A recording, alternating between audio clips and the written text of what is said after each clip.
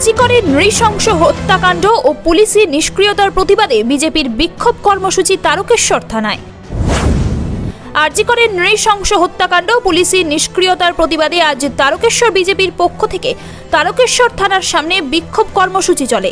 এদিন বিকেলে চলা এই কর্মসূচিতে উপস্থিত ছিলেন আরামবাগ সাংগঠনিক জেলার বিজেপি সম্পাদিকা পর্ণা আদক, তারকেশ্বর শহর মণ্ডলের বিজেপি সভাপতি তন্ময় চ্যাটার্জি, তারকেশ্বর শহর বিজেপির কনভেনার তারকনাথ সাউ সহ অন্যান্য নেতৃত্ববৃন্দ এবং কর্মী সমর্থক।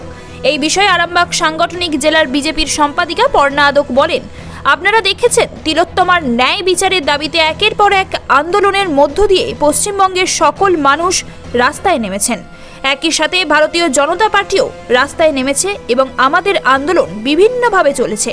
কিন্তু গতকাল আমাদের স্বাস্থ্য ভবনে যে শান্তিপূর্ণ অভিযান ছিল, পুলিশ অমানবিক ব্যবহার করে একটা শান্তিপূর্ণভাবে আন্দোলনকে তারা হটিয়ে দিয়েছে এবং আমাদের দলনেতা শুভেন্দু অধিকারীকে গ্রেফতার করে আটকে রাখে। মূলত এই দুটি ঘটনাকে কেন্দ্র করেই আজ আমাদের থানা বিক্ষোভ কর্মসূচি। যতদিন না তিলোত্তমার হত্যাকারীরা সাজা পাচ্ছে, ততদিন তিলোত্তমার ন্যায় বিচারের দাবিতে বিজেপি আন্দোলন চালিয়ে যাবে বলে তিনি জানান। থাকুন টাইমস ডিজিটাল বাংলা।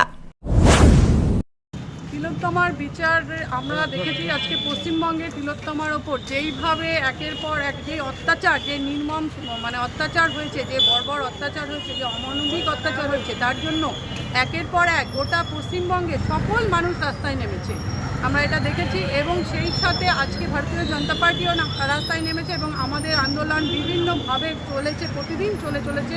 কিন্তু কালকে আমাদের যে স্বাস্থ্য ভবন অভিযান ছিল, সেটাকে মূলত কেন্দ্র করে পুলিশের যে অমানবিক ব্যবহার, তারা যে একটা শান্তিপূর্ণভাবে আন্দোলন, সেটাকে তারা আটকে দিয়েছিল এবং আমাদের বিরোধী দলনেতা শুভেন্দু অধিকারীকে তারা অ্যারেস্ট করে এবং আটকে রাখে। তো সেই কারণেই আজকে মূলত আমাদের এই দুটো ঘটনাকে কেন্দ্র করে আজকে আমাদের এই থানা বিক্ষোভ কর্মসূচি। আর এই বিচার যতদিন না তিলোত্তমা পাবে, ততদিন গোটা বাংলা কেন গোটা ভারতবর্ষের মানুষ আন্দোলন করে যাবে।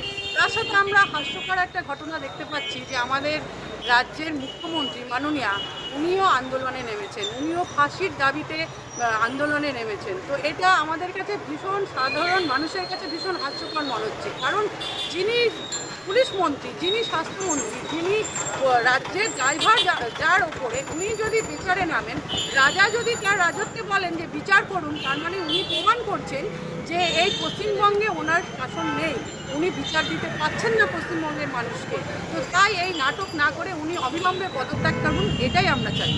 আগামী দিনে কি এই আন্দোলন জারি থাকবে? এই আন্দোলন অবশ্যই জারি থাকবে যতক্ষণ না পর্যন্ত মূল অপরাধীরা, দোষীরা শাস্তি পায়, ততদিন পর্যন্ত এই আন্দোলন গোটা পশ্চিমবঙ্গের মানুষ তথা ভারতীয় জনতা পার্টি আমরা সকলে চালিয়ে যাব। আপনার নাম? আমার নাম পর্ণা আদক। কি পদে আছেন? আমি আরামবাগ সাংগঠনিক জেলার জেলা সেক্রেটারি।